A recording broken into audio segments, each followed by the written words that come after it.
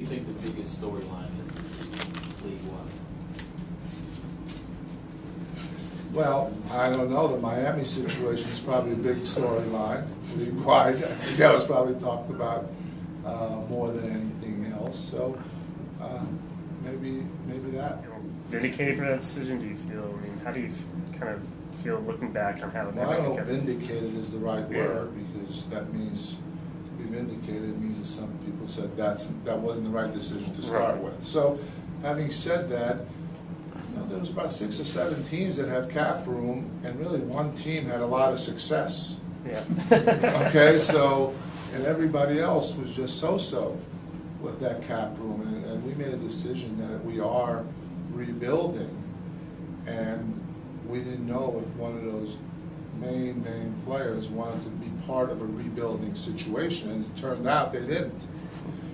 So we feel good that our strategy was to try to get younger, to try to get more draft picks, and try to be opportunistic in the opportunities that were there. When we made our trade with Chicago, Chicago didn't trade Kirk Heinrich and give us money and give us a first-round pick for no reason. The reason they did it was because our cap room had value, number one, and number two, they were rolling the dice that they can get LeBron James or Dwayne Wade. And it didn't work out like the same thing with New Jersey.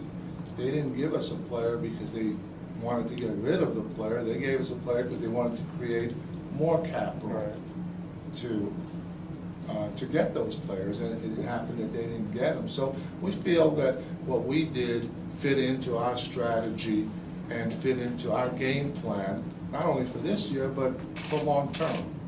So if you don't feel vindicated, do you feel like you were one of the winners this summer, considering that you knew what your plan was going in? Well, I don't know if they're winners, they lose, whatever. We'll see as we go along how things were, but we feel good about the execution of what our ownership wanted to do and what we felt like was in the best interest of this team, short term and long term.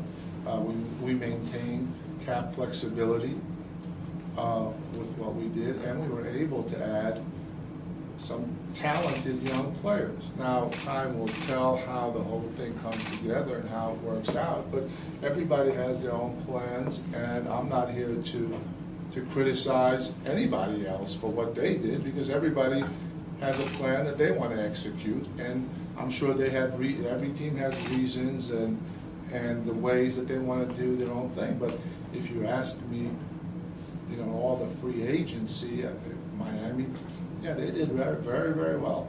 The division thing is a little bit overrated because you basically play everybody the same amount of times in the East.